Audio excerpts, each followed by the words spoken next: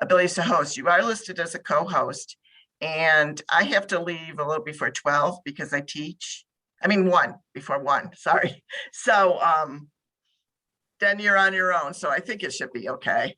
So you'll welcome all of us. I'm gonna read something from our library, which wants us to talk a little bit about our Sámi collection, which is super cool. I didn't realize we had such a big collection, and it got such a long history.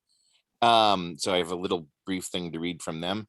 Then we'll turn to the paper or the presentations or the talks in the order that they're on the poster. Yeah. With an intermission for questions and conversation that will allow people to take a breath, people to go to other things if they need to, and then John and I will pick up after that intermission for our portion of the adventure. Does that sound right? Yeah. And you guys I will just I'll just introduce you, David, okay, and I'll let you introduce each talk. Is that okay? Sure, although that it implies that I know how to pronounce everybody's name, so maybe shouldn't be a problem. Hold on, let me crack this open. So Kate Maxwell, Lilli Mittner, and Hanna Hammerstein. Yeah, sounds great. Followed by Hanna Horsberg Hansen. Yeah, excellent. How many? It's a very stupid question for me, actually. I see we were recording, but the 3 of us were unsure as to how many of us in and up. Start it up.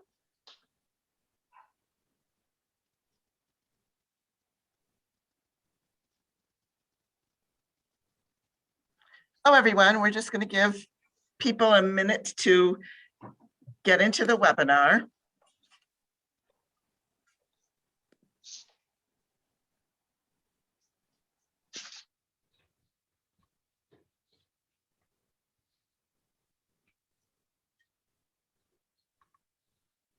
Okay, welcome everyone to this special event. It's actually, I would think, called a special brown bag event, but put together by UMD Professor David Beard, who is in the Writing Studies program here at UMD.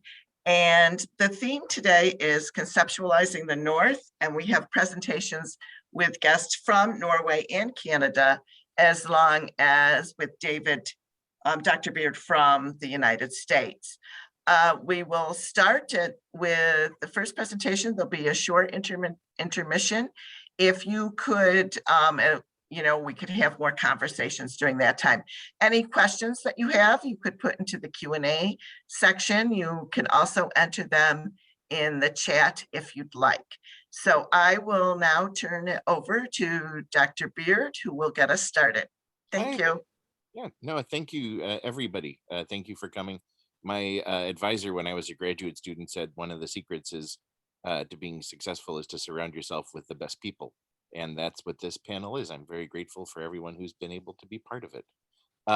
Also wanting to be mentioned today, because why not be among the best? Our library has sent us a blurb. So Chelsea Miller works with the Sámi collection at UMD's library, and she wanted us to note this today, especially because one of her papers will talk a little bit about Sámi culture. Chelsea says, the Sámi collection at UMD had its beginnings with former director Rudy Johnson. Rudy and his wife Solveig Johnson rediscovered their Sámi heritage and were instrumental in helping countless people in the Twin Ports community reconnect with their Sámi heritage, including hosting cultural events. Rudy and his wife are also 2 important figures of the Sámi Reawakening, a cultural movement to reclaim Sámi identity in the United States that began about 25 years ago. Former library director Don Pierce began donating funds to build a Sámi collection in memory of Rudy after his passing. Since that time, Don and other donors have helped the library grow this collection to more than 380,000 items, and it continues to grow as we add more items that reflect Sámi perspectives and lives. The collection is available to students, staff, and faculty, and community members can borrow these materials as well. So super excited to be able to share that with you, to share those resources with members of the community who might be here. I know members of the Sámi Cultural Center. shared this event with their community members. Now, I'm gonna briefly put up a short visual just to introduce folks. And that means going to the view command and present. So first we'll hear from Kate Maxwell, Lilli Mittner, and Hanne Hammerstein, all from the Arctic University of Norway in Tromsø, about kind of the overarching umbrella that brought us here in some ways, right? This notion of reconceiving or reconceptualizing the North. And it's under their umbrella that the other short talks we'll hear will exist. Hanna Horsberg Hansen will talk about there is no kind of a gap, a decolonial project or not. And this will make the intersection to Sami culture through talking about a museum exhibit. Then there'll be some conversation and a pause. And after that, John and I will talk about the Canadian North as a place where peoples meet in the comics of Jeff Lemire. John and I talked 2 years ago with the Alworth about the secret path. And we were grateful for the opportunity to share with you then, and we're grateful for the opportunity to share today. And with that, if I can pass things off to Kate, Lilli, and Hanna.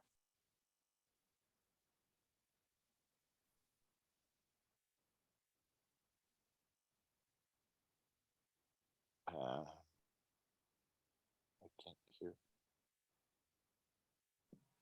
Hanna, unmute yourself.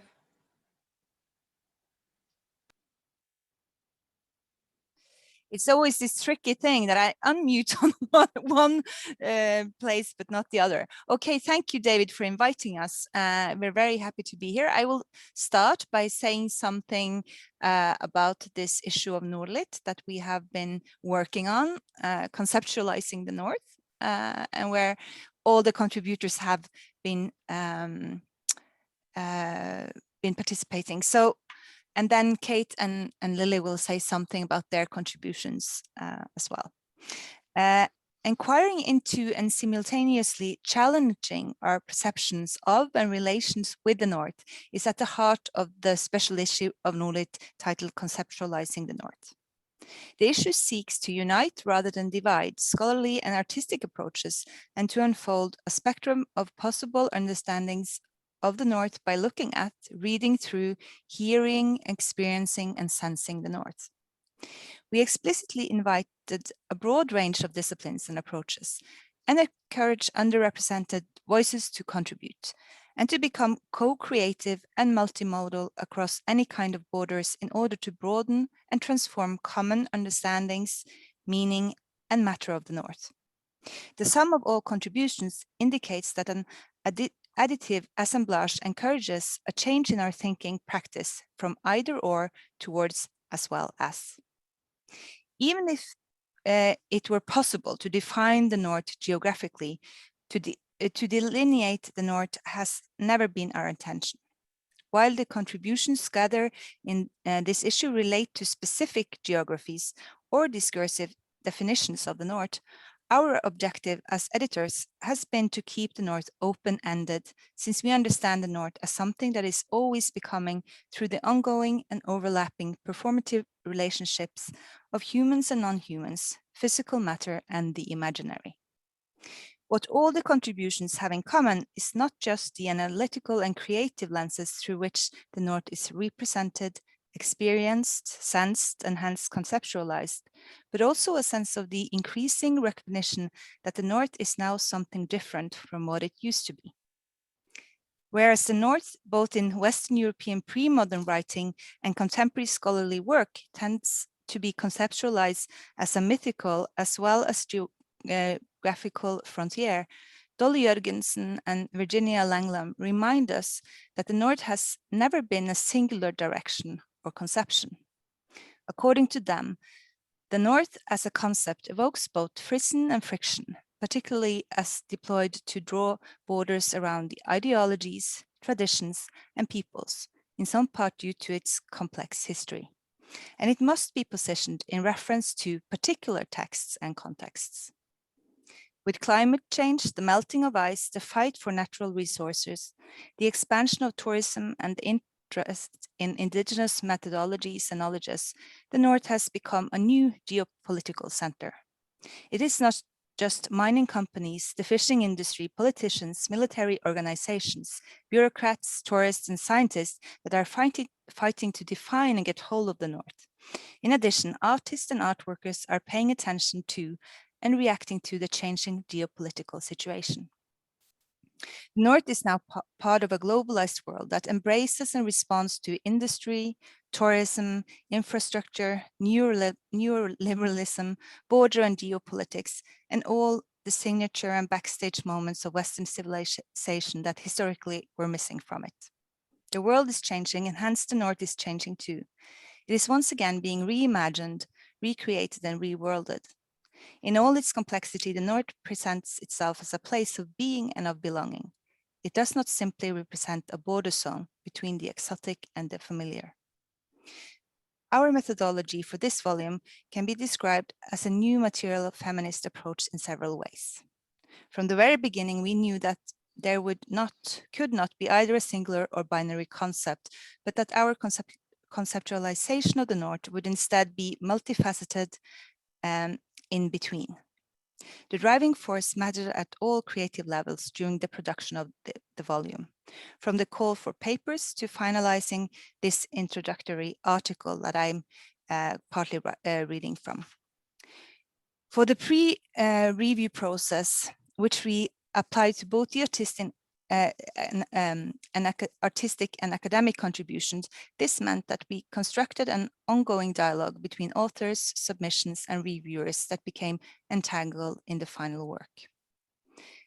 There are 17 contributions to this special issue together, and they together offer a multidisciplinary and creative anthology that conceptualizes the North from 3 complementary and connected avenues of approach: traveling, dwelling, and expressing. These 3 categories are designed to suggest the movement towards the North, its inhabitation, and its reconstruction. And I now would like Kate and Lilli to say something about some of these avenues. They have both made articles for this issue, as well as being the editors. So I don't know if you would like Kate or you, Lilli, to start. It looks like Kate can start. Yeah.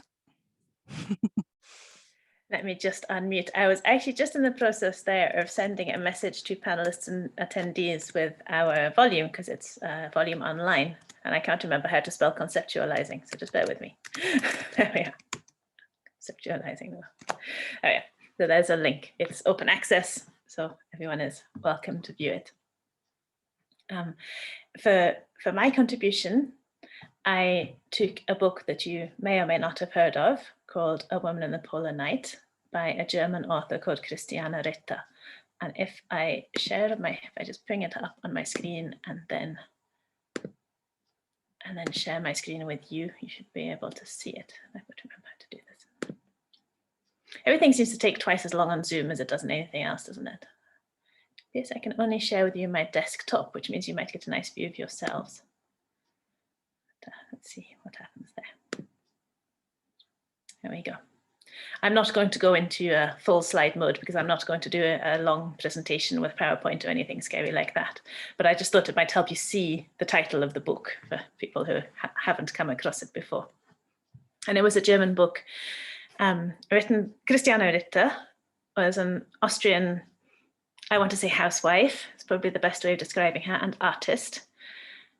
She overwintered on Spitsbergen in Svalbard in 1934 and 1935, along with her husband Herman, who was a hunter at that time, and his hunting companion, Carl, who was Norwegian. And by doing so, she became the first Central European woman to overwinter on Spitsbergen. Spitsbergen is at 81 degrees north. Somebody in Norwegian, correct me if I'm wrong on that. It's pretty high up. And she was on the north of the archipelago as well. So she was quite close to the North Pole. Yes, now she wasn't the first woman to overwinter there. That had been done by one or two hunting women before her. But she was the first person, and she's in the book, she's very much aware of the fact that she's an outsider and that this isn't her life per se, but yet she's brave enough and game enough to want to try it. And what's remarkable about the book for me as a reader, because I came into this not thinking, oh, I'm going to read this because I want to, because I want to write about it. I came at it reading it because I and the two Hannas and Lilli, we all live in the Arctic Circle ourselves. And so I was wanting to find out what it was like for a fellow outsider. As you can hear, I'm not Norwegian, to come into the Arctic and live there. So I find it fascinating because she tells her story through image and music as well as prose. This is a slide which just has some basic facts. I've done most of them for you, but you can see there the kind of artwork she does. And the artworks, or did, she only died in the year 2000. She lived to be over 100. She worked mostly in watercolors, and these artworks were printed in the German edition, which came out in 1938, which of course just before the war. And they are not in any of the English editions, however. The German edition has never been out of print. It's one of the relatively few books from that time that can actually say that. And it was also her only book. She never wrote anything else after that. There's a new English translation available from 2019. You can get that easily as an ebook. It's not actually the one I used for my article because I started it before that came out. It has some line drawings, but I think they're done by someone else. Picture here is one of the images that I talk quite a lot about. This one is taken from the German edition.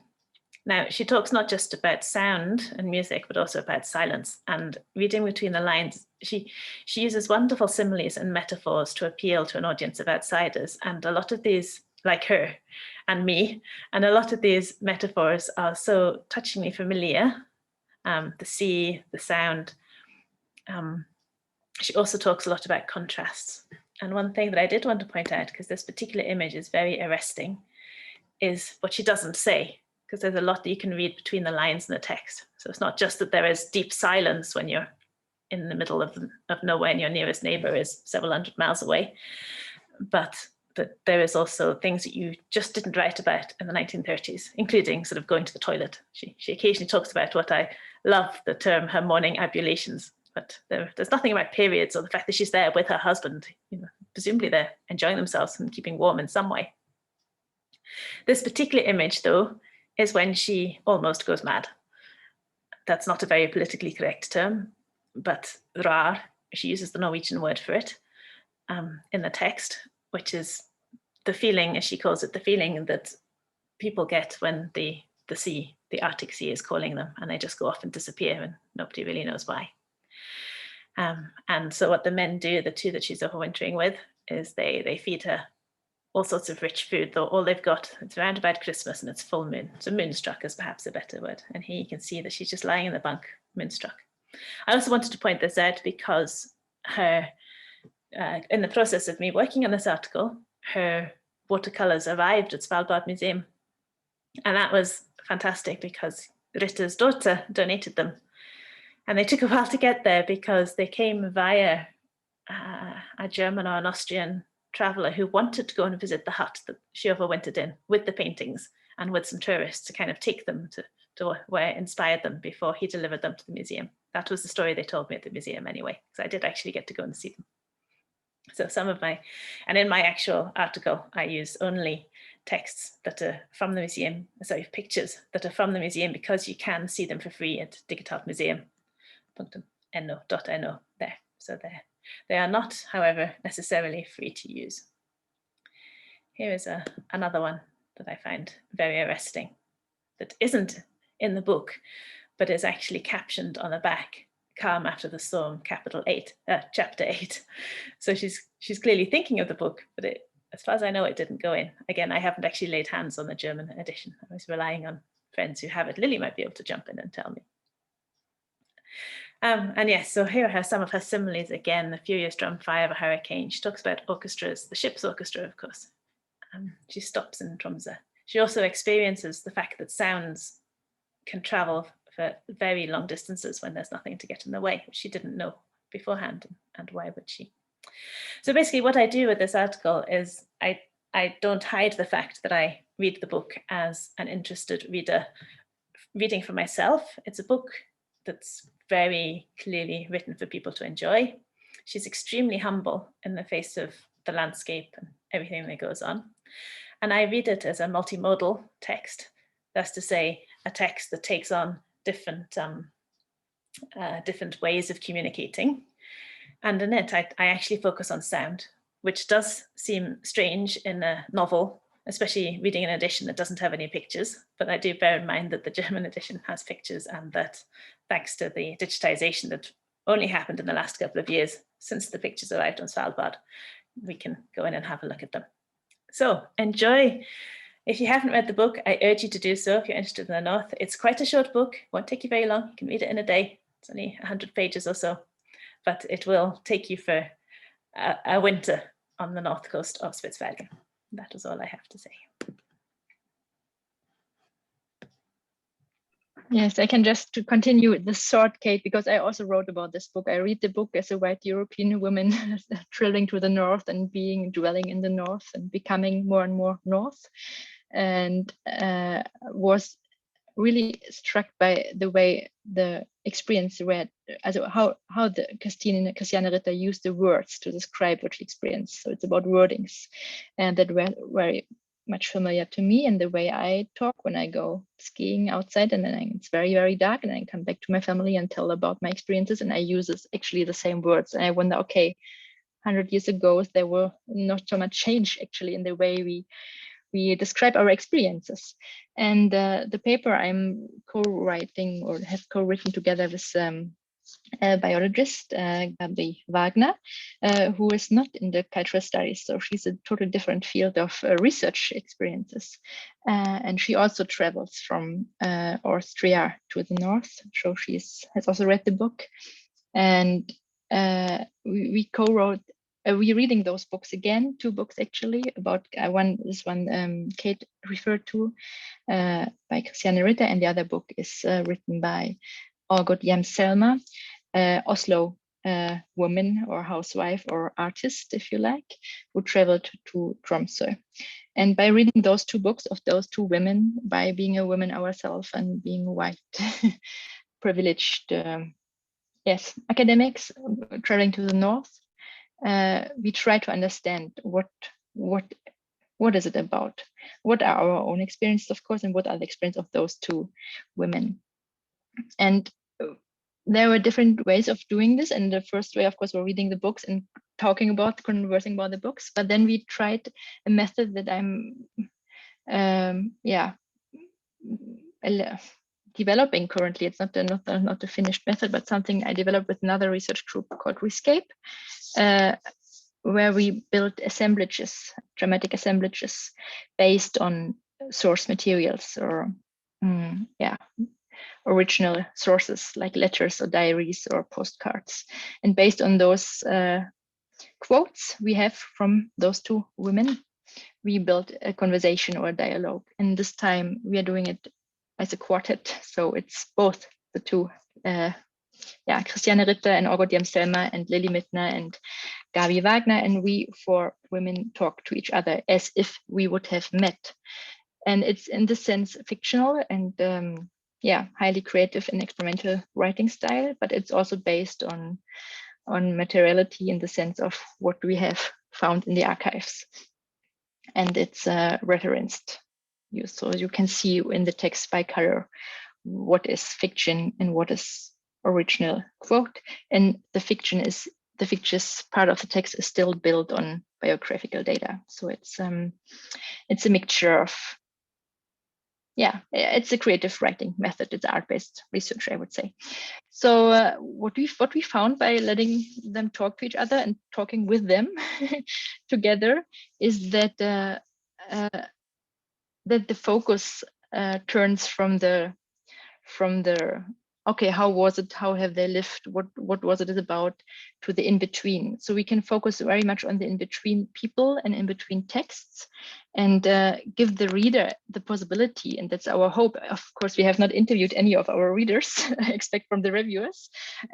Give the reader the possibility to engage with the material in a different way and to understand differently how the experiences could have been, what the North, how the North is experienced, how the everyday life experienced. What does it mean when we talk about darkness, or when we talk about the sound in the North, like made by nature or by humans, and to engage with the knowledge that is created in between those people and those materials. And instead of presenting a coherent narrative, a linear narrative, like we could also have written a biography or other texts I have written earlier as a music historian, are very linear, compact text pieces where you have a very clear narrative, and it's much less diffractive, and it's very much based on the truth. So trying to find the dates and what is it about. But this takes us differently. This takes us more exploration together with the reader, what could have been and who is becoming what in this reading or writing process. And I would say by doing this, we approach the question of conceptualizing the North, so the overall question how to conceptualize the North. We approach this question differently, and through the lived experience of people who are artists and women and mothers and so on, but based on materiality. So based on the very concrete, to the point texts, papers, words.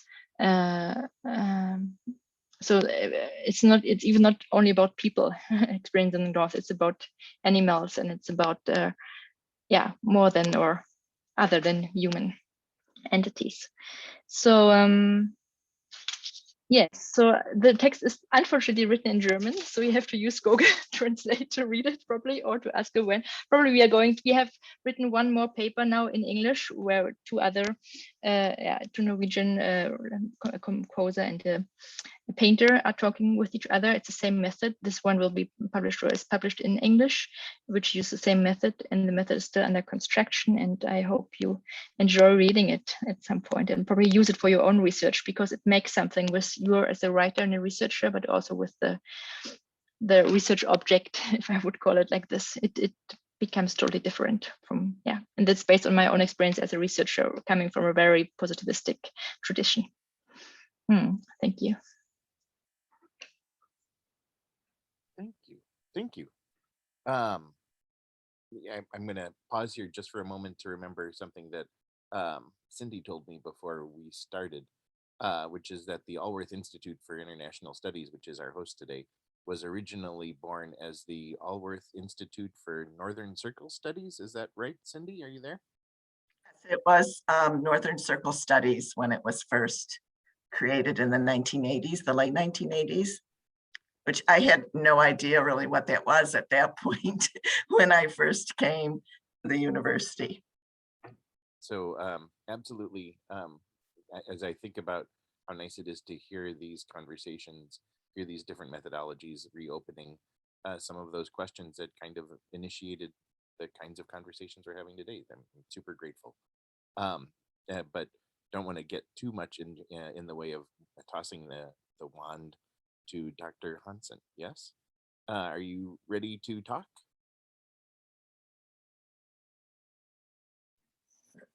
Never ready. But I will start anyway, and I have to share my screen with you.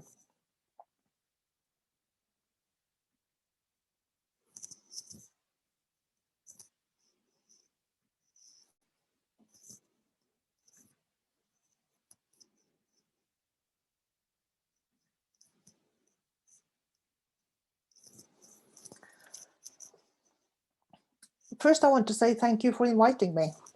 I've never been to the United States before, and so it was a very, very nice opportunity for me to get there. I even have relatives in Minnesota, so yeah, it's nice to be with you.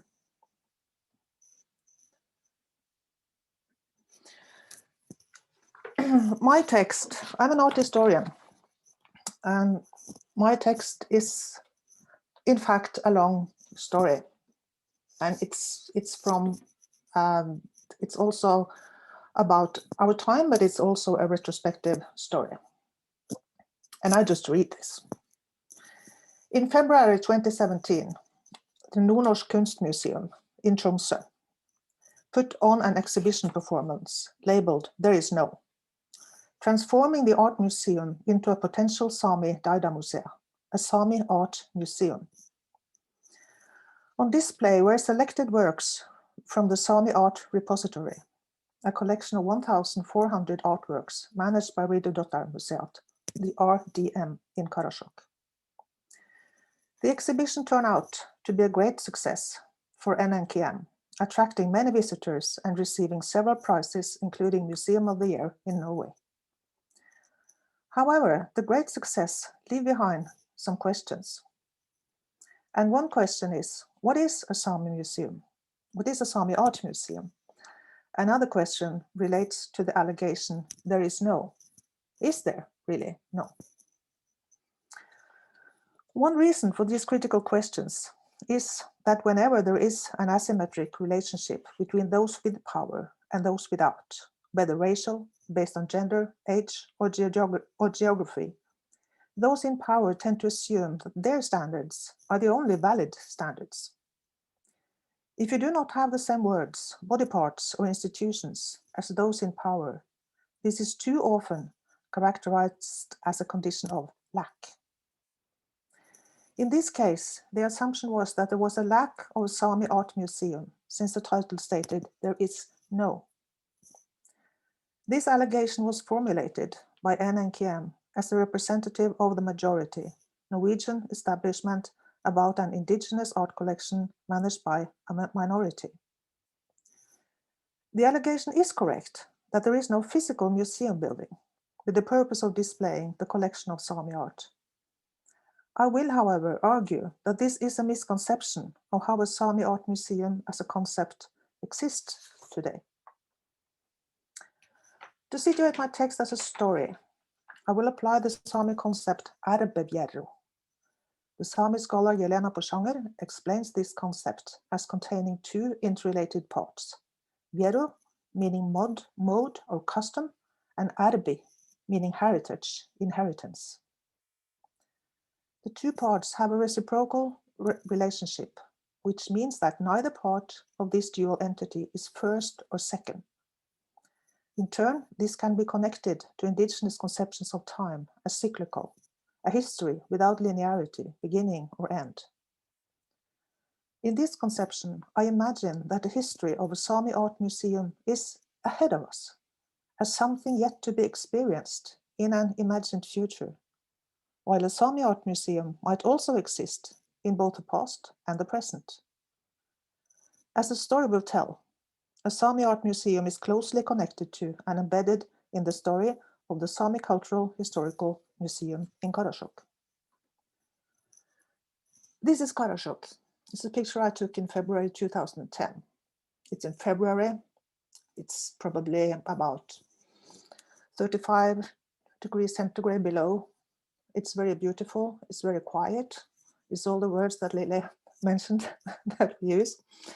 I've stayed close to Koroshok, just 100 kilometers away from Koroshok, 20 years of my life. I've been there a lot and I love the place very much. It is a municipality center in the Sámi core area in northern Norway and is populated by 1,800 people.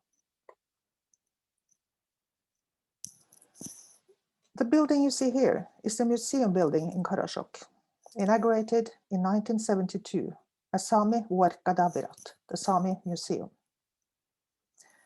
The museum was a result of resistance against the increased assimilation politics inflicted upon the Sámi population in the post-war period. In 1972, the building was completed and given the name Sámi Vuorkadavirat. And the abbreviation is SVD, which I will use. The architects were Magda Eide Jessen and Vidar Korn Jessen. they claimed that both the structure and the surface materials were based on the specific site's physical characteristics, pine wood and concrete made from sand, as a native soil argument.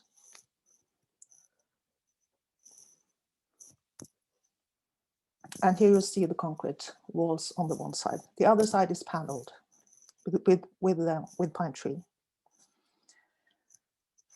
They collaborated, the architects. Here you see another picture of the entrance. You see both the pine tree, you see the snow, you see the pine wood they used for the building and the concrete material. They collaborated with the Sámi artist Ivar Joks, who designed permanent decorations inside and outside the modernist style building. Joks' use of materials and iconography was deeply rooted in Sámi mythology. You see here, it's the dance of the goddesses. It's casted in concrete.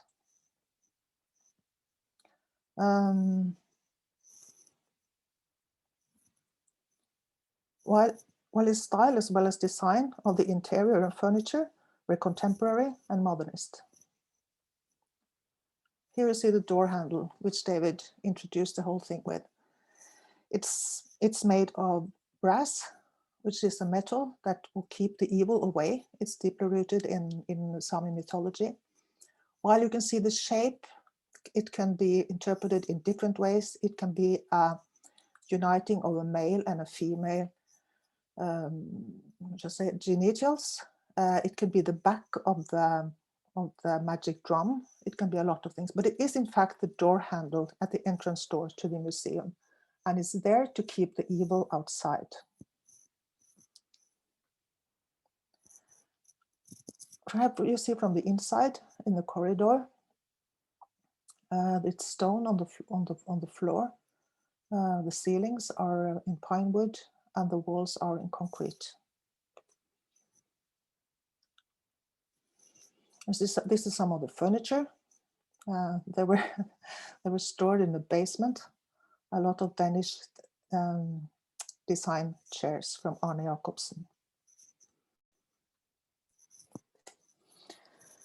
In 1972, SVD was the first building built with the purpose of housing a Sámi cultural institution. Alf Isak Keskitalo, a pioneering Sámi philosopher, was employed as a museum leader. This was at the time when the ethno-political movement among Sámi people, as well as among indigenous people internationally, was becoming stronger, and resistance against the Norwegian assimilation politics was increasing. The SVD building came to play an important role as a physical site for this evolving resistance. As there was no permanent museum exhibition the first years, the spaces were used for other purposes, to serve the community and also the growing resistance movement. In 1975, Marit Teigmo was appointed director after Keskitalo resigned. She continued to use the space in much the same way, claiming that the functions of the building extended far beyond its original purpose as exhibition space for the cultural historical collection. And due to lack of funding, there was still no permanent exhibition. But the limited budgets allowed acquisitions and exhibitions of art, which is quite cheap. So that was at the time a priority.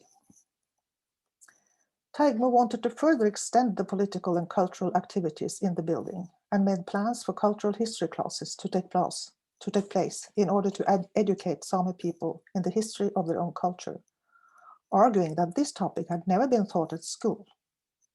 She also emphasized the need for the museum to be able to play an internal role as a Sámi cultural institution, as well as to mediate information about Sámi issues externally to the non-Sámi population. The activity and energy of the people who worked in or visited the building during these first years is, as I will argue, important for what happened to the Plan Art Museum later. At that time, the SVD building was a site where people went to be educated in their own culture, to celebrate, to attend meetings, to work, and to discuss politics. According to the first president of the Sami parliament, Sametinget, Ole Henrik Magga, this was the first location where Sami people did not need to bow and scrape, and it became extremely important in furthering Sami rights. The museum building was alive, and all those who lived through this time share a collective memory of how the Sami politics of the day changed the Sami community, thanks to the activities that took place there. Formerly, there was a director, but the museum was inherently community-based. It was an early example of how museums in indigenous societies replaced a focus on objects with a focus on social subjects and concerns. In 1982, the permanent cultural historical exhibition was finally completed, and it looked about like what you can see on the picture. What you see here is a part of the permanent exhibition, and in the background you see through into a room which has been a space that's been used to display art from the collection. The idea behind the exhibition was to promote a Sami way of exhibiting, but what this Sami way might be was a recurring question. The discussions about the Sami way also touched upon the relation between tradition and modernity in Sami art and culture. One result was that the objects classified as Dwodji were on display in a separate section of the cultural historical exhibition, while the growing art collection, which was not considered as Dwodji, was archived in the basement. The perception of the different status of traditional Dwodji and modernist art has been a frequently debated topic and object for negotiation in the construction of Sami heritage. And this is in fact important also for what happened later. One consequence of this construction was that the traditional art labeled Dwodji was considered authentic Sami and connected to a specific past. The modernist art, Daida, was considered to be non-Sami, hence in line with Western or Nordic art. And this was indeed a construction borrowed from Western academic discourses and understandings of the privileged West as developer of modernity as well as modernist and contemporary art. To exhibit in a Sami way seems in this context to lead to an exclusion of what was not considered as traditional.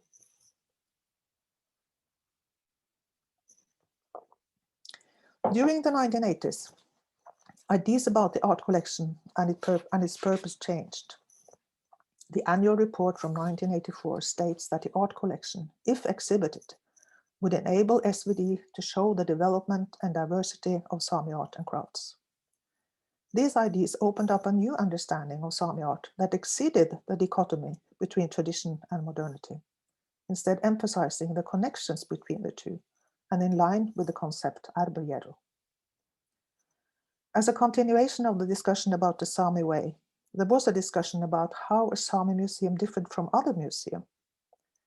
The conclusion of the discussion was that Sami museums are cultural institutions where Sami languages, values, and social conventions are applied. The focus was not on objects as heritage constructors, but rather upon more immaterial aspects as dynamic processes and ongoing interactions between people. Through the 80s and 90s, several plans were made for a Sami art museum in Koroshok. And for various reasons, none of the plans were realized.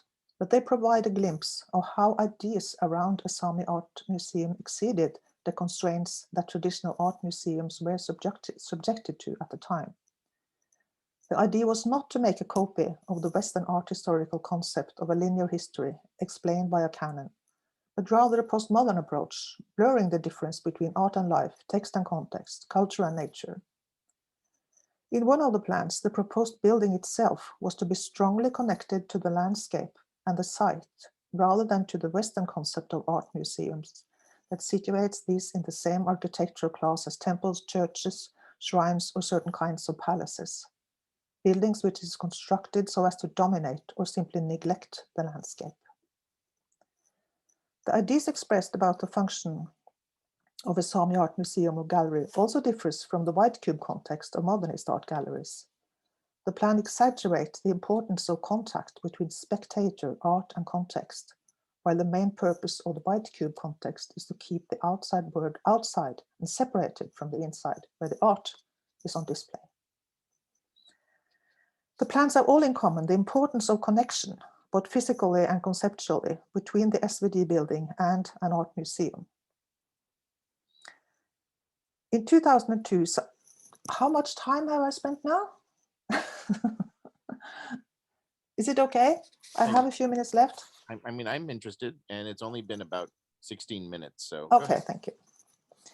In 2002, Sami took over the responsibility for Sami museums and gave a grant to SVD to start planning a new building for an art museum, physically connected to the SVD building.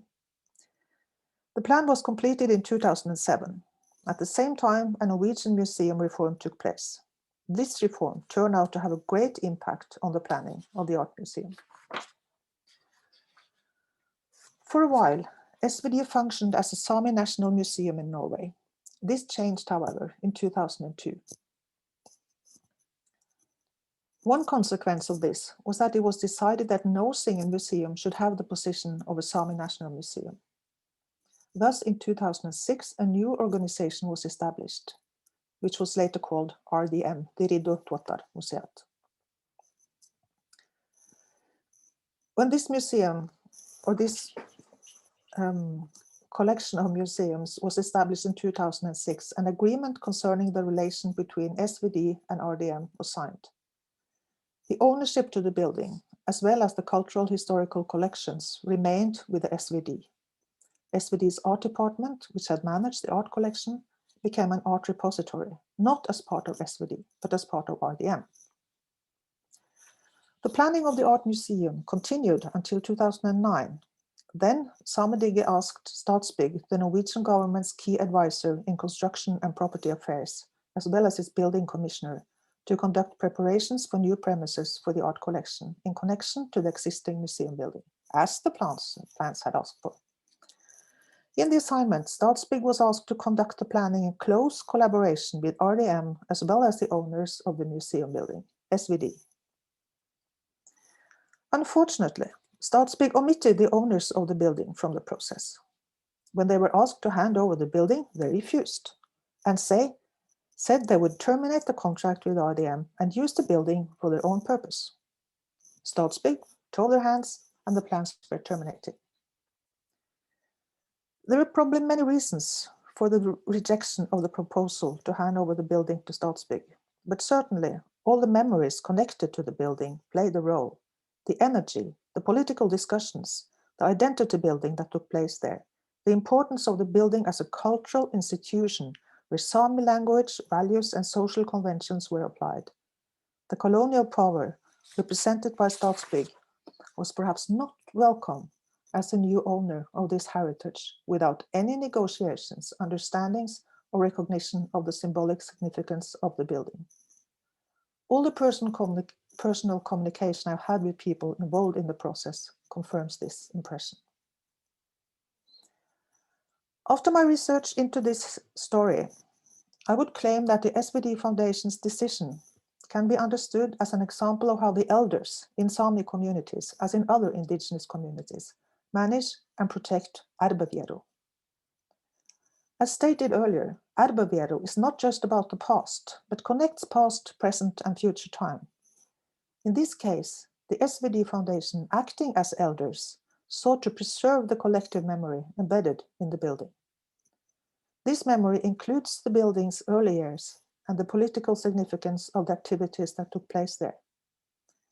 As the SVD building itself was based on the physical characteristics of the specific site, pine wood and concrete made from sand as a native soil argument, 40 years of ethnopolitical struggle was immaterially connected to the building. It had in fact become part of Sami cultural heritage. In this case, the SVD Foundation took the responsibility to protect this heritage for the future.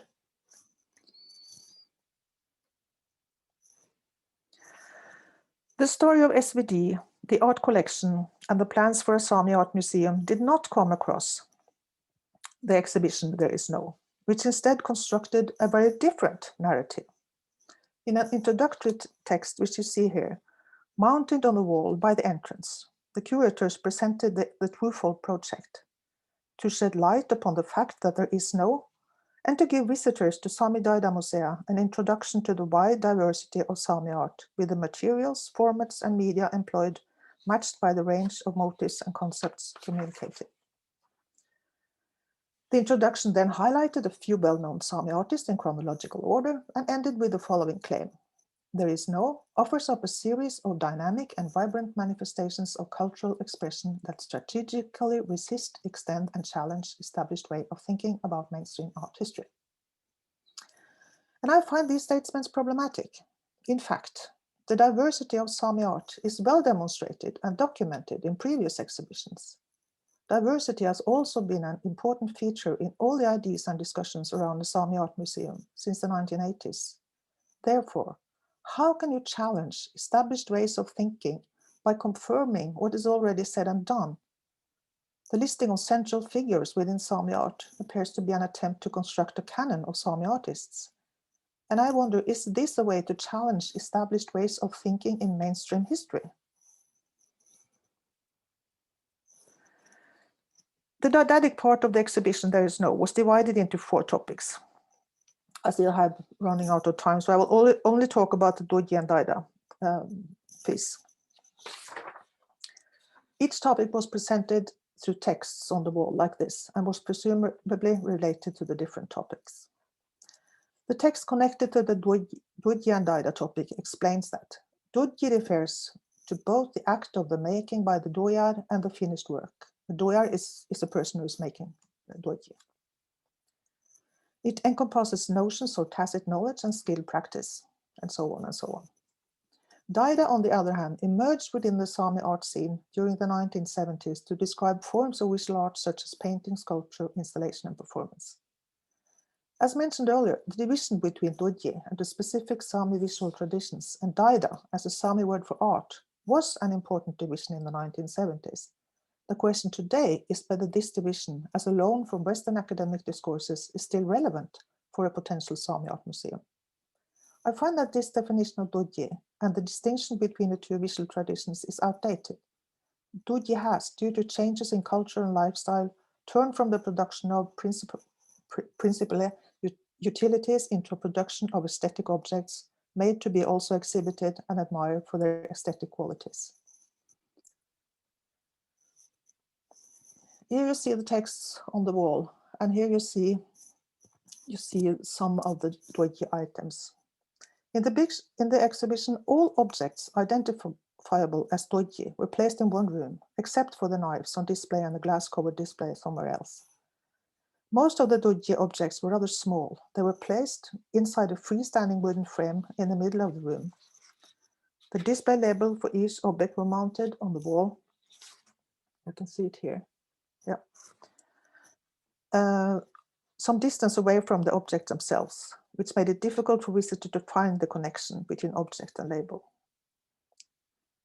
So all these beautiful items, they were in a way floating in the air upon tiny poles, as if in a timeless frame at a distance from us. 15 doyarat participated with works, but none of them were included in the canon presented in the introductory text.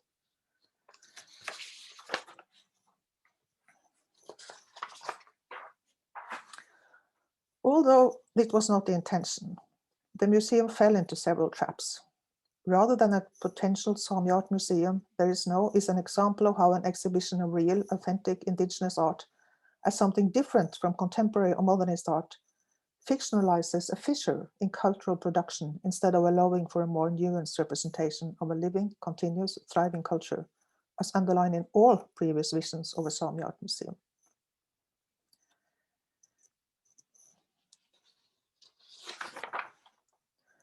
My conclusion is that There Is No failed at an attempt to be a potential Sámi art museum. Despite the failure, the NNKM performance perhaps demonstrated the urgent need for a place for the Sámi art collection and succeeded in its aim to refocus attention on this issue. In 2018, after further and more inclusive negotiations, the SVD Foundations agreed to hand over the SVD building to Stadsbygg, The planning of a Sami art museum in connection to the SVT building was resumed in 2019. Recently, in a white paper from the Norwegian government, a funding is granted for building a Sami art museum. The building is not yet there, but as Arbevierro, it exists, both in the past and in an imagined future.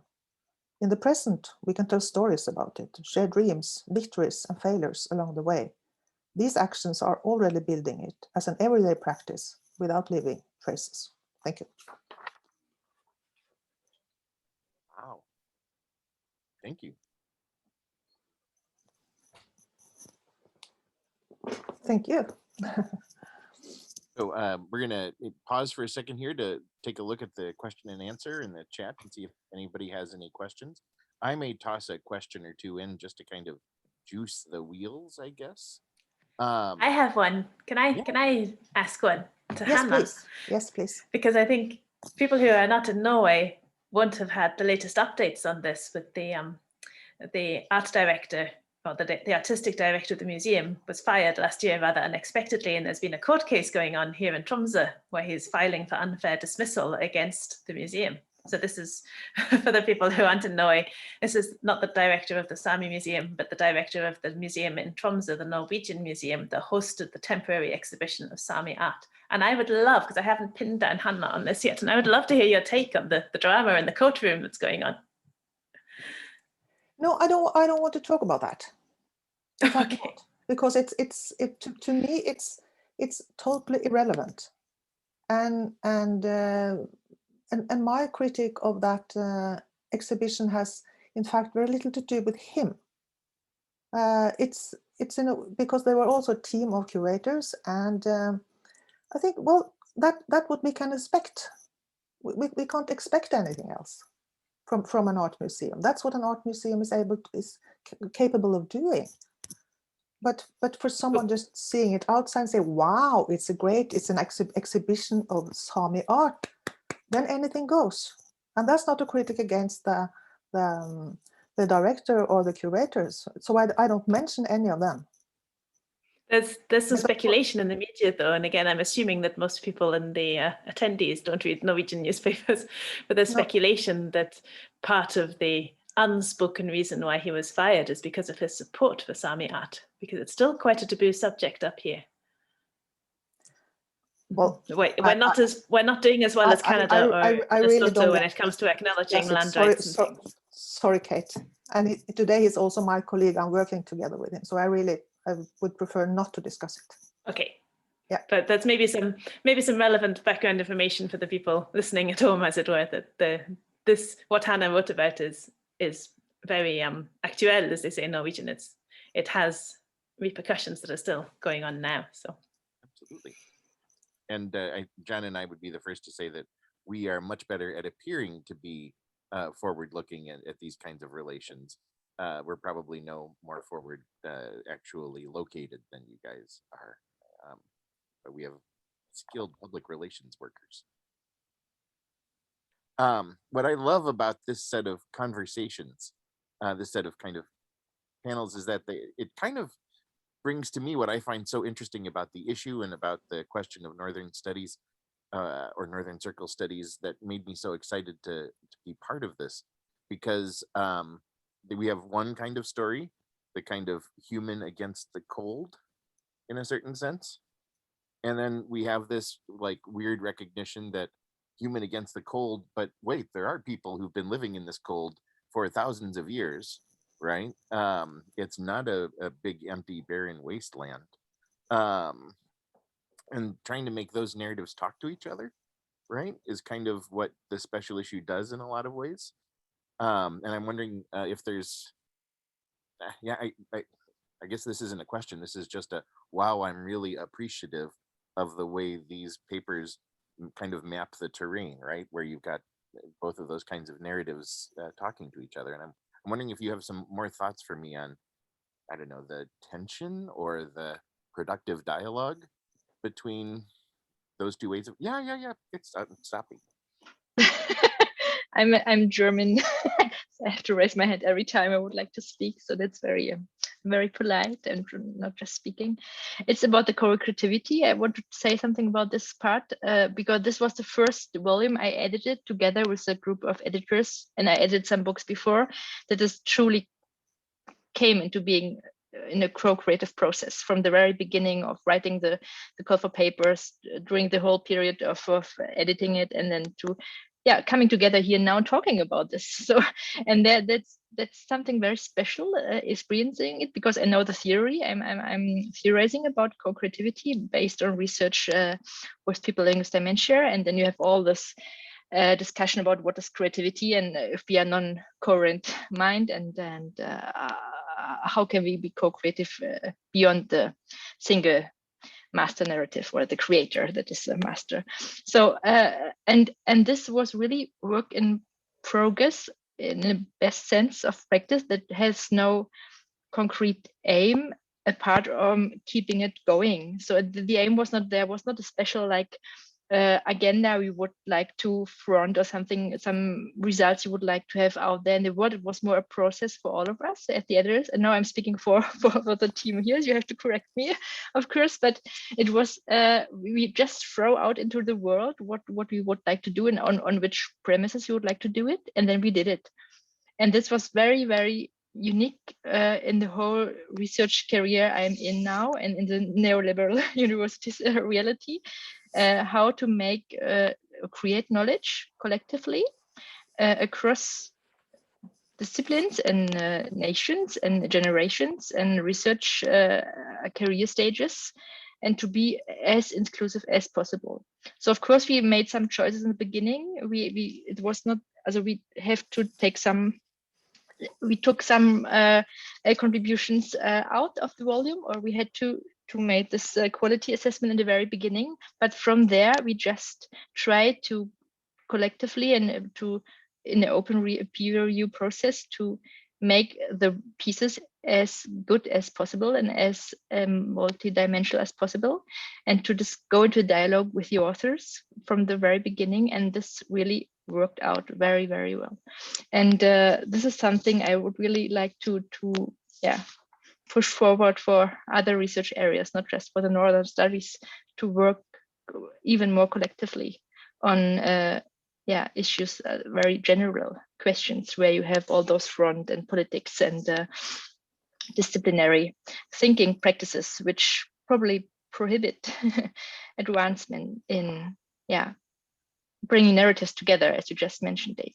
So I also wanted to add, just to make it clear, that we also had to find a method, or needed to find a method, that would unite creative and artistic works with so-called academic works. And that was built in from the beginning, that was our aim. So this method that Lilli is describing was with that in mind. You know, how can we have one review process that will fit everything, and basically involved getting our hands very dirty as editors and really getting involved. David and John are nodding. They might remember me coming along and saying too much. Yeah. And it was co-creative volume in the sense that it could not exist with each part, because we were reading all the pieces and they, of course, influence each other. And then we have the technological part of the platform we were struggling with, which also made some influence the processes we came into because of the technology of this NordLit platform and all those, the open peer review editorial work, which is always collective, or very often collective, not always, and the technology, they all contributed to what we have, also to the product we have now. So it could not exist without each part. So this is very special, and we try to become more democratic and more inclusive, and that's like a value we have from different angles, from the arts and from the feminist research and from the North, probably, I don't know, but how to do it, that was the question. We really try to figure out how to do it in practice, and this probably I think we accomplished somehow. Whether it's a method that can be used by other people remains to be seen, because I don't think any of us would deny that it took an inordinate amount of time, much more than normal academic editing would. And also we had a very high interest in what we were doing. So there were almost 40 abstracts. I was actually looking at them today. I think there were 39 abstracts we received from the call for papers, and the final volume was 17 plus our introductory article. So that was quite a lot to be handling in this way, which is why it took us 3 years almost from first meeting to final publication. So, if you're hearing background noise, my children have just arrived home, so I'll mute now quickly. I might also change location so I can hide from them. So I'll be back in a sec. John and I have both worked on 2 collections, which I either edited or co-edited, in which readers of the individual chapters were required to read other chapters in their section and try to consciously force dialogue, right? So it's not just your chapter is good enough, throw it in. Your chapter is good enough, throw it in. Your chapter is good enough, throw it in. But instead, make the sociologist talk to the rhetorician. Getting them to read each other's work and borrow each other's vocabulary. And it's nowhere near as sophisticated as what you're talking about. But it's one of the reasons I'm so excited by what you're talking about is we were ham-fistedly marching towards something that you seem to have turned into an art. So grateful for that. Other questions? Yes, thoughts? I would just want to add something there. I'll put a link in the chat in a minute to an article that I wrote with a colleague who actually died very suddenly and very young, about just under a year ago, on working across disciplines. That's from a slightly younger me. It came out in 2018, I think it was finally. But it's something that I've been thinking about for a long time as part, how to actually do this cross-disciplinary work. And while we were actually working relatively close disciplines this time, in my previous work, it was looking at what happens when you put me, say, along with a biologist and a chemist and a physicist, and we all have to talk to each other in ways that everyone can understand. So that was, I'll put in a link to that just as an article that you can read. It's also open access, etc.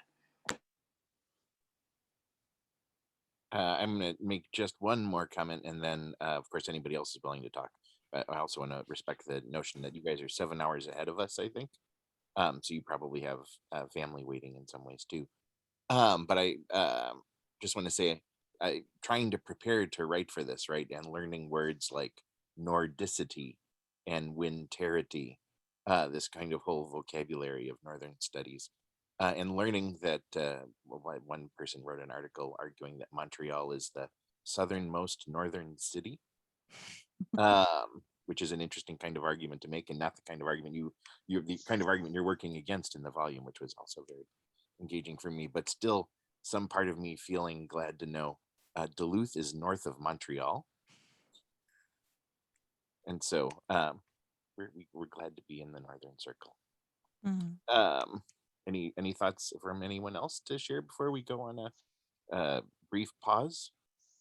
Oh, John, yeah. Just a point to respond to Hanna, Dr. Hansen's presentation. It raised some really interesting issues that are going on in Canada right now, because there's the new Museum of Inuit Art in Winnipeg, Galmayo it's called, and there's a huge debate about bringing in other factors, including just the idea of consuming art, because it's in Winnipeg, because most Inuit art flowed out through the hands of the Hudson's Bay Company, which is headquartered in Winnipeg.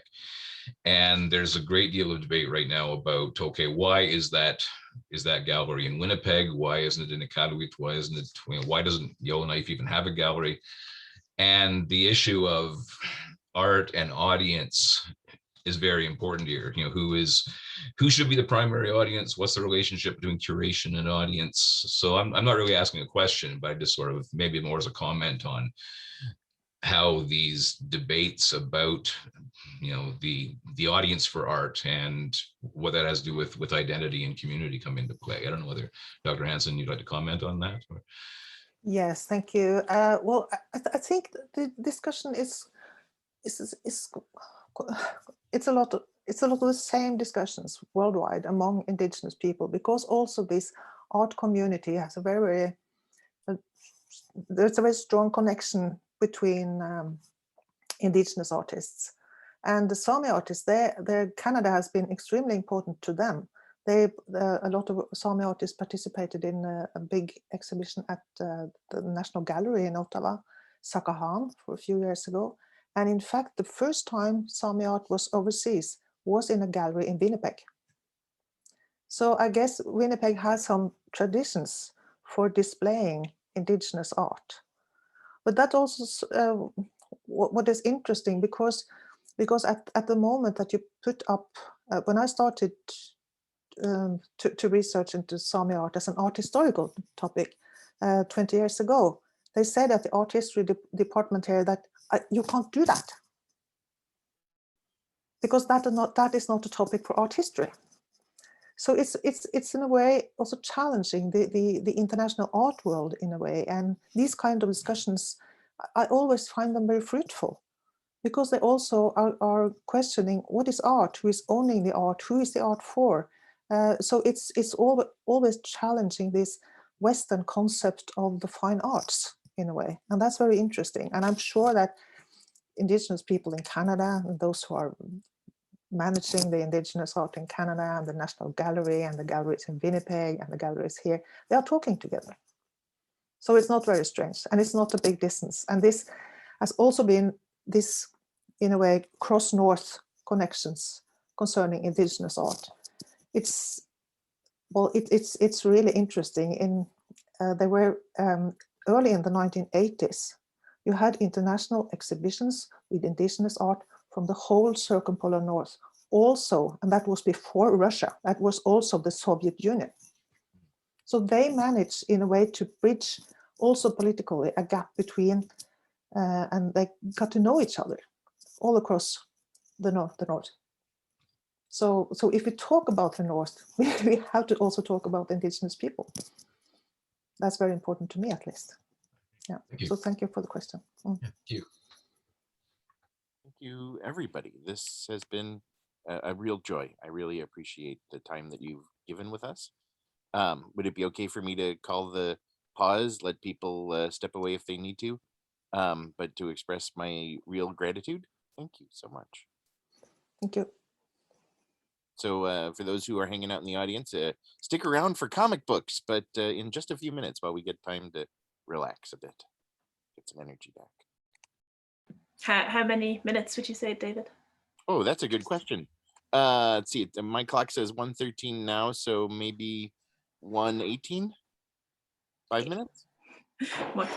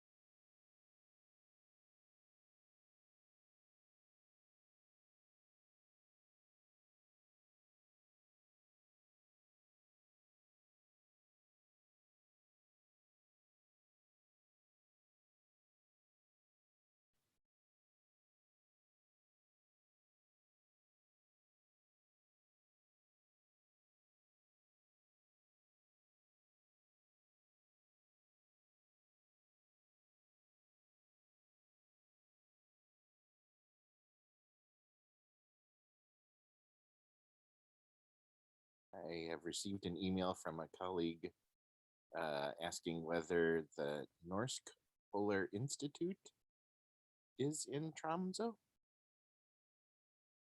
That, I mean, I suppose this is the kind of question. Yes, it is. Interesting. I don't know what that is, but they study environmental literature. I'll add a link to it in the chat. And there is also a library at Norsk Polar Institute with a lot of books and but also an archive with photographs and a lot of different things. That is quite interesting. All right, so I'm gonna pull us back together, and some of what I'm super anxious, some of what John and I are doing is probably gonna feel like we're covering ground you guys know well already, but I'm hoping that for folks who are watching now, or I know a lot of folks register in order to get the link to the video later. So for folks who are watching later, time shifted, hi. Welcome to the last part of our presentation with John Moffatt and I, talking about a new Canadian North through the graphic narratives of Jeff Lemire. If we're going to talk about a new Canadian North, we should probably talk about the old conception, right? The accounts that typically treat the North as an imaginary zone, a frontier. Oh, I should be making this so that it's beautiful, right? Like that. An imaginary zone, a frontier, and an empty space, which appears white and blank. That is defined by the sublime experience of nature. The North is not just a matter of geography, but a place where humans are forged and strengthened in the popular imagination in the contest between human and nature. We're going to look at how Jeff Lemire contests that a little bit, and maybe I'm old-fashioned, but people sometimes want to know, why are we looking at comic books? And this is an author who has chosen the comic as his medium. Works such as Essex County, The Nobody, and Underwater Welder have been compared with the writings of Alice Munro, who won a Nobel Prize. And Essex County was the first graphic novel to make the short list in the Canadian Broadcasting Corporation's Canada Reads competition, was named one of the 40 essential Canadian books of the decade, and won the Canada Reads People's Choice Award. This is literature. Lemire's North is not northern Canada, as the people of Nunavut or the Northwest Territories or the Yukon would define it, nor is it the cottage country, as people in southern Ontario's Golden Horseshoe mean when they speak of going up north. Similarly, I would guess, to the way people in Minneapolis talk about, I'm going up north. And what they really mean is, I don't know, their recreational property that happens to be a few feet away from a highway. Lemire's work instead speaks to confrontation between two visions of history: the heroic narrative that bestows identity through continuity with the pioneers who claimed the land and built a country on it, and the other is the tragic narrative, which sees the heroic narrative in light of the space and people it is damaged and displaced. John and I find in Lemire's work a tragic history, a contemporary struggle, and a future fantasy, because it is comic books after all, where the Canadian North is the crossroads where the Indigenous and the settler colonial cultures can meet. Okay, and over to me. Let me just share my screen. And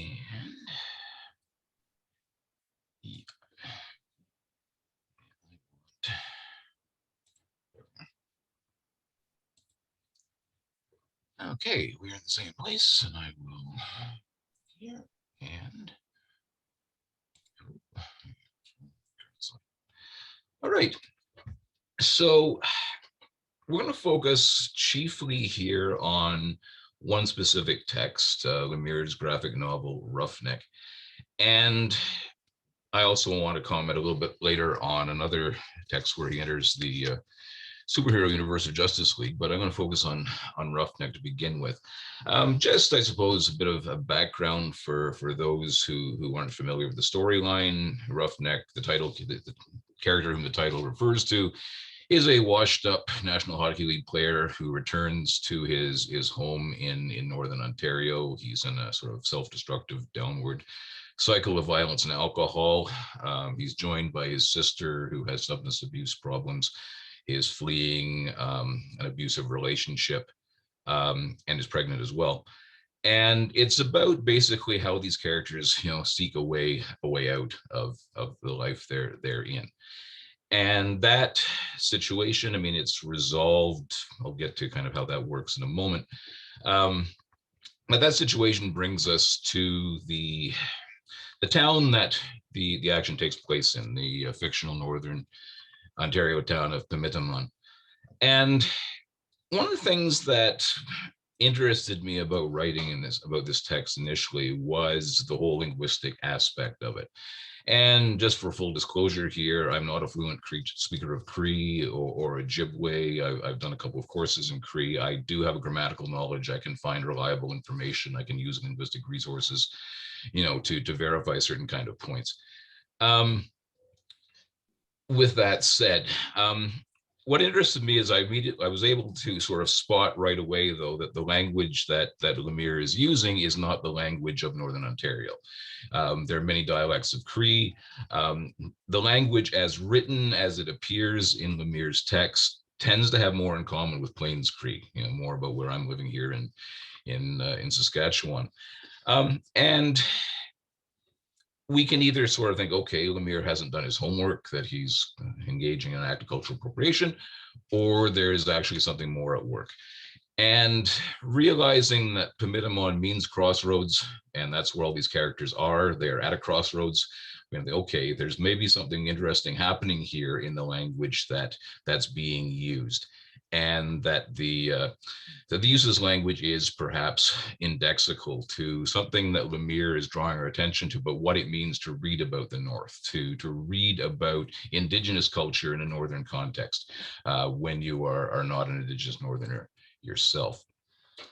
So looking at a few different resources, approaching this from the point of view of the average reader who would come to this text, who would wonder whether there was something that we're not getting at if we're not a native speaker of Cree.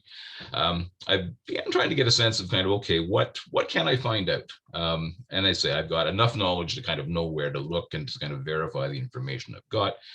But a lot of these resources are something that anyone with access to a library card at online learning can verify to some degree if they know what to look for. And so if Pimitaman is a Plains Cree term, meaning crossroads, it's cognate with Moose Cree, the dialect that would be spoken by some of the characters in Roughneck. We can look at, as I point out on this slide, the extent to which the Moose Cree equivalent of Pimitaman is Pimitaman. And this is interesting in itself, because if that has kind of been anglicized or can be read as being anglicized, Pimitaman, it's essentially the same linguistic process that happens all sorts of place names in Canada, Saskatoon, Toronto, Winnipeg, all Indigenous terms that are made articulable by English speakers, by being kind of morphed in this way. So it draws attention to a kind of colonial process in that regard. Another point that made me again think that Lemire is using the language as a way of setting up the cultural landscape of his text here was the way that the term Itaman, the morphemic structure Itaman that's inside the text, also has this meaning of it is fixed, installed, or stuck thus, in Moose Cree specifically, and cognate in Plains Cree as well. And that sense of, on one hand, you get this crossroads, the potential for movement, the potential for choice. And then you've got this other sense of being stuck, fixed, hanging in suspense, is very relevant to what happens to these characters, to where these characters are when we meet them. It also gets picked up in the fact that the town is referred to as the pit by its characters, a place where you're stuck, a trap. So we have all sorts of interesting dialogue going on between the various meanings that we can find out if we begin to interrogate what Lemire is doing by using Cree terms.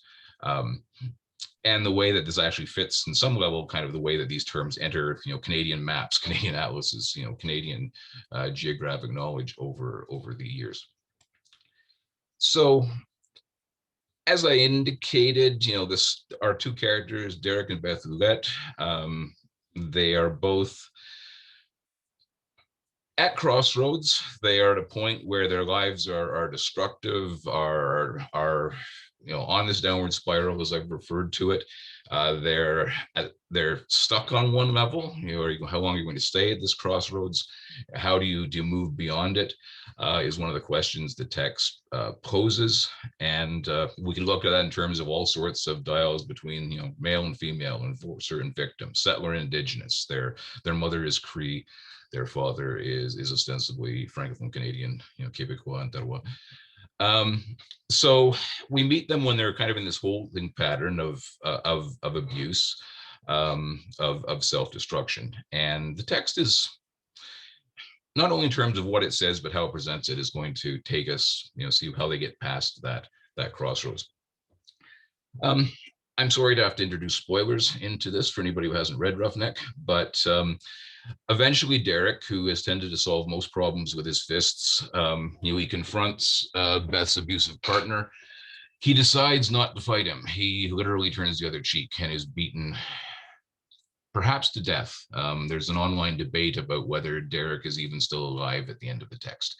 Much is made of this scene where he goes walking into the forest, where his feet, which have always been depicted as making this crunching sound in the snow, aren't making noise anymore. So we don't know whether Derek has found redemption in, as he says, I let it go, refused to perpetuate the cycle of violence, and is able to move on, or whether he's died. Lemire isn't telling about how to read that. But what's very significant about how that's posed for us is that at the end, so Beth is going with her friend and guide, Al, a Cree man from her maternal community of Fort Albany. They're driving north. They drive past the traffic sign saying, 230 kilometers there. And, Al says, we're almost there. And when Beth responds, almost, and that's the last word, as hanging in the air as, they drive past and Derek walks off into the forest. We do have this strong sense of, as I described here, Lemire being reticent to provide a conclusion to the story, to sort of say, okay, here's a map that I can provide as a Southern Canadian observer of these kind of situations.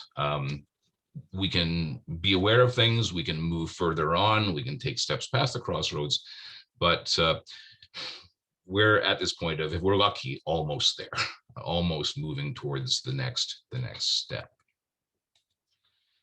Now, to move on to just another take on this, and to come back to the discussion we were having earlier about cooperative, working together cooperatively in research, and how that moves the scholarly process forward. I'd really like to thank Hanne and Kate and Lilli for the feedback, which drew Glissant's work to our attention here, and really did provide a missing piece, and which has actually led me to a whole bunch of dialogues between Glissant and some of the rhetorical theory I've worked with as well.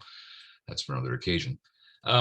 So Edouard Glissant, writing about what he calls opacity, the idea of when cultures interact, that it should be taken as a given that culture is opaque to people outside of it, that we don't, it's not transparent. We shouldn't assume that our academic knowledge or our other kinds of privilege or our sense of what constitutes knowledge in general is going to be to let us, look into that notion of otherness. That otherness is resistant to the writer's grasp. And it might be worth looking at this a little bit as opacity, if we're looking to it to provide us an alternative to debates about, or cultural appropriation, which becomes stalemated, we can think of opacity as recognizing that when we come to a situation, rather than saying to someone, you don't know what you're talking about, you don't understand, it's more of a process of asking, what do you understand here? What do you understand this as? And comparing that, so this is what I understand, what do you understand by it? Is that, okay, yes, but also process that opacity makes possible as a grounds for dialogue, as a grounds for rhetorical activity, I'd argue as well. So some examples of that in Roughneck that operate through language. And once again, we're, reading this text, I was concerned about Lemire's approach to Cree. He doesn't share his sources, and he's been in the North. He's been in dialogue with people in the communities he writes about, but he's basically has not made an issue of what his sources are. And I've been too shy to email him and sort of say, Jeff, tell me kind of where you get this stuff. Nevertheless, I think kind of we can construct a useful model here. So he does use the language in ways, especially if we are aware that there are different kinds of Cree at work in his text, that are put forward in a way where opacity is foregrounded, that if we're going to get some sense of it being meaningful and not just being local color or appropriation, that we have to make an effort, and we have to realize our efforts are going to be partial, and we have to see this as a step again on a journey. So, the sense of, we can see Lemire respecting Cree culture by putting the issue on the table in plain sight, as we have written here. It's something that we have to confront right away.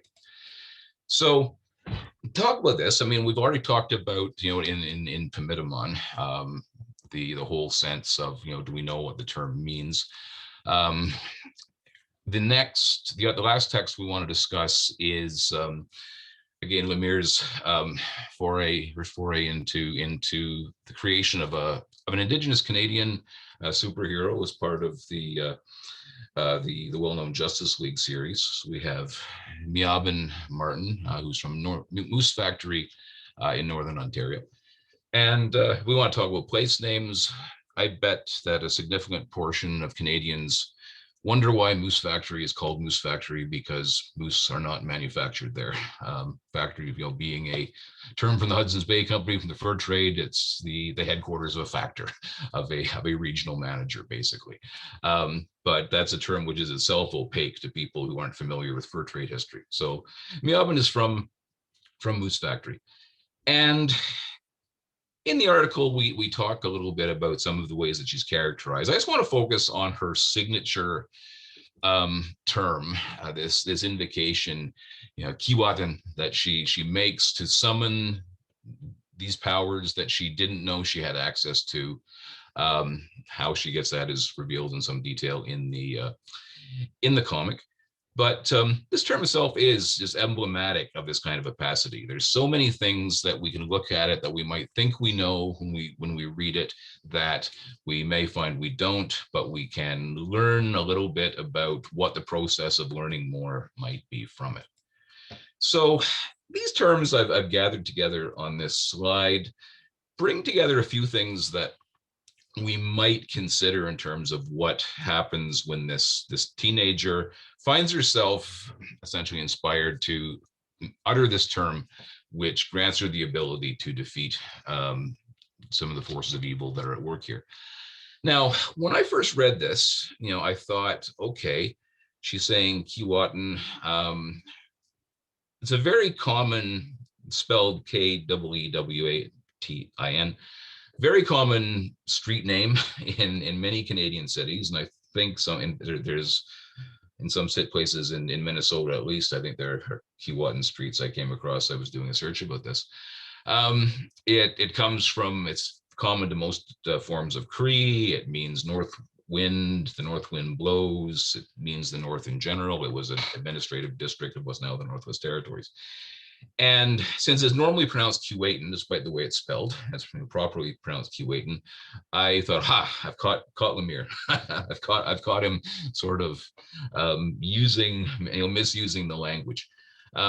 Because it made sense to me as a Canadian, preoccupied with, who grew up preoccupied with this sense of the idea of North and Northern identity, that me would yell North as a way to empower herself to, smite the forces of evil.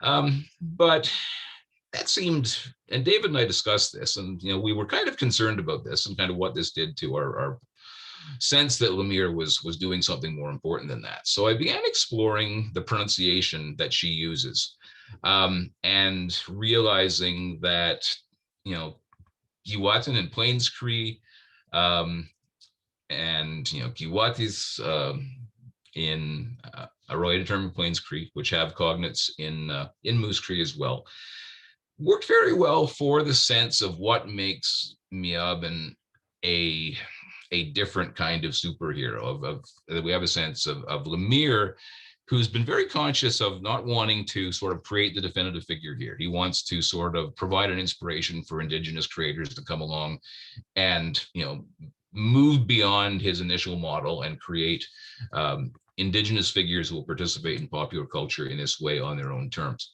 And part of that has a lot to do with this whole sense of the superpower that she's got, which we can understand through the process of language here. So if we translate her invocation as, Cree Giwatan, it is a lonely, desolate area. Desolation is around us. We are abandoned. All these things that come into us, into the terms linguistically, related to the idea of being orphaned, of being cut off from the past, lonely, forsaken. We get a sense not of me suddenly tapping into a superpower like X-ray vision or the ability to bend steel or to leap tall buildings at a single bound or things like that, but rather that what she's doing is essentially aligning herself with a need for traditional powers, traditional values, traditional ways of seeing to come into play and interact with the crisis that's going on. So that sense of it, we come to the term as a crossroads. We can read it, think, okay, it's just about North, and which, probably the average Canadian reader anyway might, make that, be satisfied with it and fine. But there's so much more, to be accessed in it if we kind of understand it based on the actual pronunciation as, an articulation of a need for help from the past, from the ancestors, from all the history that has been ignored, sidelined in these kind of narratives. So the superpower stops being, an individual gift to a collective affirmation of traditional values that the reader can learn from. To wrap up, so what we've seen in all of these examples is an acknowledgement of being at a crossroads, an acknowledgement of there being choices to be made, including being stuck in the pit, being stuck, not able to move on, forced to perpetuate that. If we recognize that we're at a crossroads, that we can move beyond the pit, we need to name and acknowledge, everything that's in that destructive cycle before we can move on, which is something that the traditional narratives of Canadian colonization of the North have not been very skilled at doing. So to conclude, this idea of Lemire's North as an imaginative space is, rather than being a place you go and colonize, impose your order on it, it becomes something actually that will be generative if it's internalized. If we take, the tension, the hurt and the trauma, the actual lived history of what the incorporation of these various Nords into Canadian narratives has meant, and take them as markers, as signposts, to take us, out of the pit, beyond the crossroads, hopefully towards a more authentic reconciliation. We're still 230 kilometers from Fort Albany, at least, but there's a sense of, if we need to have an optimism of being almost there. So thanks to everyone for listening to that. Sure. Thank you so much, John. Just a sliver of the paper, and I would remind everybody that the link to the full issue is over in the side. The linguistically, the nuanced part of the paper, wonderful always to see. John has a remarkable attention to detail and generatively powerful things to say. Thank you. We really like working together, as you can tell. I'm wondering about the gender issue as well. You didn't say something about it now, but maybe you can say something about it. Okay, I'll try to say something about it. And if David sees some obvious gap in what I'm saying, maybe he can leap in. In the text that we looked at, certainly in Roughneck, one of the things that I find it very hard to separate issues of gender from issues of culture, of indigeneity and things like that, in the figure of Beth, for example, who, it's interesting because, I mean, Lemire has a very distinctive drawing style, and Beth looks like very many other female characters who figure throughout his work. And in fact, I think I mentioned in the article that in some of his early sketches for Miaben for Justice League, she looks a lot like Beth as well. And the sense of Beth as, I mean, on one hand, she and her brother Derek are, they have similar problems in terms of substance abuse, but, Derek is active, lashes out, violent. Beth is more passive on the receiving end of violence to some degree. There are some moments where she holds her own. And this is, I suppose, to some degree, is troubling a little bit in that we're not surprised by that distinction between them, and they look very different. Derek is large and imposing. Beth is smaller, fragile looking. There's various things with representation that, the paper doesn't really explore. It explores it more in terms of indigeneity with Al, for example, but why he's how he resists stereotypes. Maybe just to kind of make the jump from Beth to Miaben, who is in many ways described as a typical Canadian teenager in some ways, but grounded in Cree culture. The extent to which, and maybe David can help me out a little bit here, she is saved from just being Supergirl, Wonder Woman, any of the stereotypes of a female superhero by being grounded in Indigenous reality is significant. I need to give that a lot more thought. And I think as this project moves forward, we need to think about it. But I think that relationship between using indigeneity to some degree to create a buffer zone around some problematic, I suppose, representations of these characters as female is something that definitely needs exploring. I wish I could come up with a better, more encapsulated. I think what you're really pointing out in me, which is painful, thank you, Dr. Hammerstein, is the way Lemire is much stronger as a critic of traditional norms of masculinity. I'm thinking of the boxing story at the start of the piece, right? And a much stronger critic of colonialism, right? As in the work on residential schools, right? He's much better at a critique of the identities that he shares than he is at producing well-rounded characters who occupy the identities he doesn't, if that makes sense. And Keewatin is good, right? I mean, but he's very explicit about that's a product of him going to Moose Factory and talking to Indigenous teenagers about what the character should be like. It's not a creation of his own imagination, right? And so, and his work is full of mother figures who die young or who are victims of violence and things like that, which is problematic very much. And that's true in Essex County. It's true across the board. So that's something that definitely requires further thought on our part. No, but I think it's interesting because I actually checked the review now. I checked what we commented on, and it was me commenting, and I didn't comment the gender issue, but I saw it very much now when you presented. So maybe there is something you could actually look into in another paper or presentation. Yeah. Yeah. Mm. Yeah, great, thanks. Thank you.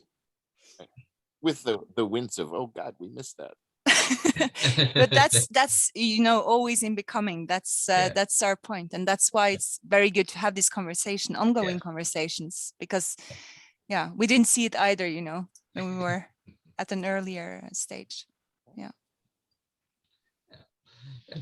Hanne.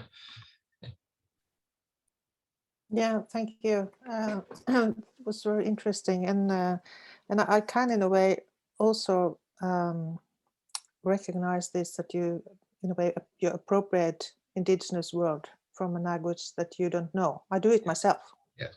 And that can also be, at least to me, that I can, and I'm not a Sami speaker. I probably, like you, I've followed a few courses, and I can, well, adapt to just easy information and that kind of things. I can tell my name, and I can be polite and all that kind of things. Yeah. But to me, it's also to use these Sami words, because they are, in a way, so precise when you're translating something into a language, which what I do when I read in Norwegian and in English. It's very difficult when these words are, in a way, delivered to me. Then it's very difficult not to use them. Yes. And I know that what indigenous people do themselves in a kind of inner codes, they use indigenous words when they speak a foreign language also as kind of a subversive way to speak. Yes. It's not meant to be understood. Right. It's a hidden code. Right. And I think that's also is interesting. It's on a meta level of the, you're kind of closing, like as Glisson say, you're closing, you're making also your language. It's no transparency. It's impossible to, and it's not a pigeon. No. It's not. No. You see what I mean? Mm. Yeah. But it was very interesting to. Yeah. I mean, it's very problematic. I mean, even, when I've taken courses in Cree, I'm always kind of wondering, okay, why do people think I'm here? What do they think I want from this process? What is this process having to do with my identity? It's something which I have, I literally have anxiety dreams of being asked questions like that in presentations like these, so it's because there is this sense of it being a different matter for, a settler Canadian, to gain a knowledge, however partial. And I mean, Cree, I can have a discussion about the weather with an intelligent 2-year-old, and that would be about the extent of it in terms of speaking the language. But yeah, it's a very different thing. Rhetorically, it's a very different thing for a settler Canadian to learn indigenous language than it is, to learn Norwegian or to learn German or to learn Mandarin or, and just that fact that language becomes something else, that it's politicized, if not outright weaponized, at the moment when we think about learning it. And when we think about what learning it means about what we want to project, how we stage ourselves is very, very problematic. So yeah, I was nervous about going down that route in this paper, and yet it just seems that Lemire is tapped into that he's using the language in that way you describe, as a code to some degree to challenge the mainstream reader, to sort of take it or leave it to some degree in terms of what they think they know and what they actually do. I mean, it's a revelation for many people in Canada that, there's not one collective language called quote unquote Indian that, as somebody once pointed, used to be that in British Columbia alone, you crossed more linguistic boundaries between Vancouver and the Rocky Mountains than you did between Madrid and Moscow. And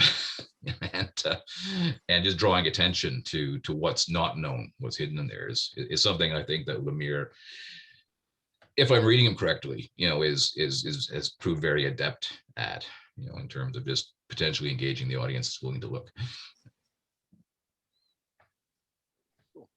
And we are intending never to ask him, right? No, probably not. Yeah, what do I do if he says, "Oh, I didn't know that"?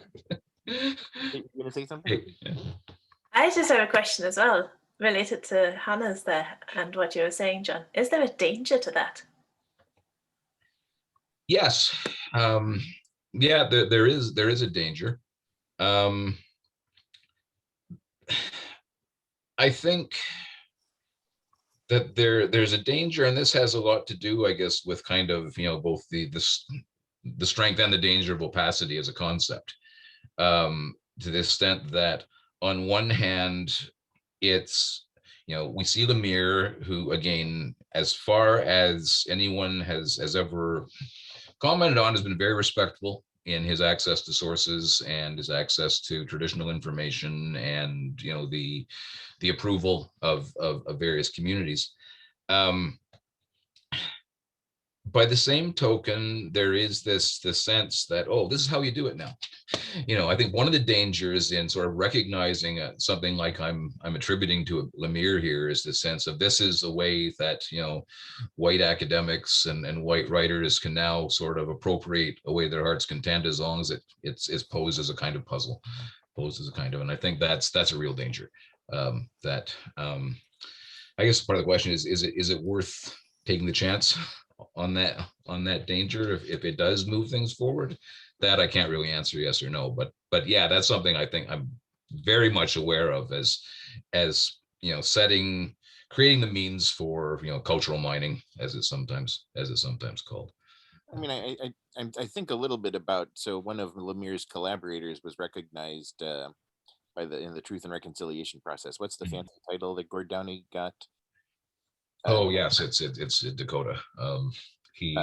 Yeah, I'm sorry, I can't remember. I should remember that. And there have been Indigenous people who have been recognized for playing a role in the Truth and Reconciliation process. Right, another comment. We're honorary witness is the formal title. Yeah, right. And Lemire, has never tried to say, well, look, I was the artist on that project, I should be recognized too, right? He's been much more kind of under the radar in terms of trying to claim a place in those kinds of statements or narratives about the importance of his work. And that's one of the reasons I guess I'm attracted to thinking about it.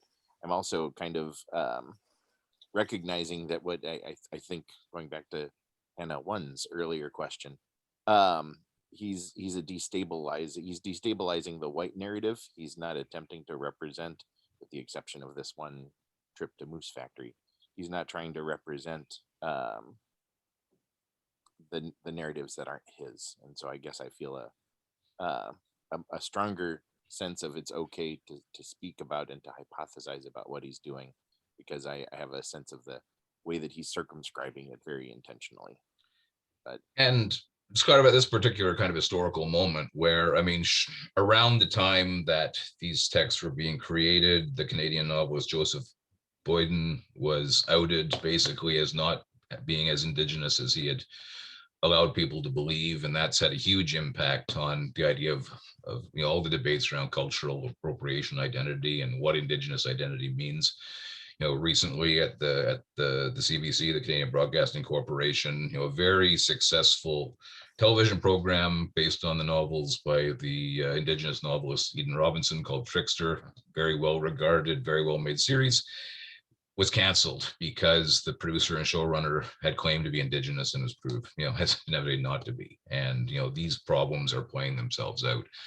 Lemire, I think, quietly sort of, he's, not ever claiming to be Indigenous, not claiming to have any insight beyond what he's been shown and what he's discussed, I think has been taking a cautious approach, a constructive approach. I haven't heard any particularly loud denunciations of his approach so far. He hasn't been working in this particular area much since, as he's been doing other kinds of narratives.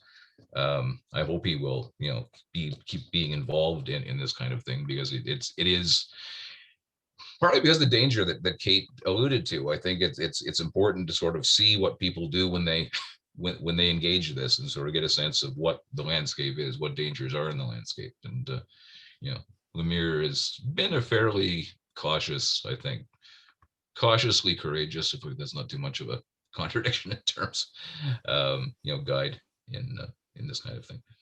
As we have 2 minutes left, I just thought I'd point out that Dan Nolan, the man who just left, is the Duluth campus coordinator for the Collaborative Online International Learning Program, which is the program that tries to pair up courses in the United States with courses at foreign universities. So you can get students talking to each other across international borders above and beyond whatever his intellectual interests were for being here. But if you get an email from someone asking you about this, it's operated out of the State University of New York system, a COIL program message at some point from Dan. Now you'll know why you got this strange message from someone at Duluth, which is another way of saying I'm really grateful to have had the opportunity to work with all of you thus far. I hope we get to work together in some way, shape, or form in the future. And thank you so very, very, very, very, very much. Thank you. Yes. Thank you, David. Yes, thank you, David, for organizing. Yeah, Great. Yeah, thank you. Thanks to everyone for the discussion. It was really good. And have a nice day. We will have a nice night, I guess. Yeah. We'll soon go to bed. No. Okay. Yeah. Okay. Take care. Bye. Yes. Fine. Keep well. Bye. Bye.